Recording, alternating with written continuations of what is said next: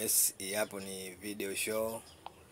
Naibonyeza jinsi ya kuweka mapambo kwenye picha. Naibonyeza, unaisubiria ifunguke.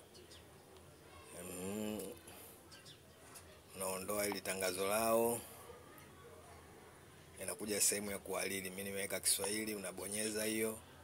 Inakuja sehemu ya picha, unazibonyeza picha zako zisotembea kama 3, 4 au zaidi. Kisha hapo unaona screen hiyo haina kitu. Sasa tunataka kuweka kitu hapo kwenye hiyo screen. Tunakuja tunabonyeza hii hapo hiyo ya kutafuta, tunapiga okay. Hivi hapo vipambo hivi hapo vimekuja ambavyo ni vipepeo. Naweka kipepeo kimoja hicho hapo, unakivuta kadiri kubwa unaotaka mwenyewe.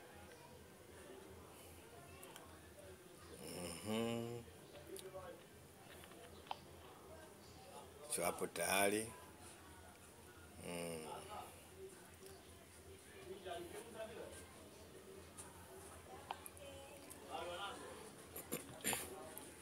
Sasa hapo tutaweka nyimbo.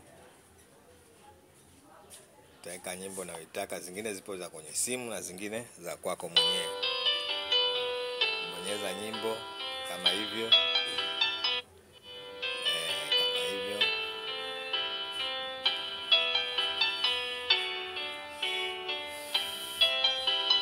Naona. Sasa hapo tutakuja kuisave picha yetu ili tuiweke kwenye gallery. Hapo ndo tunaisave, inaingia moja kwa moja kwenye gallery yako.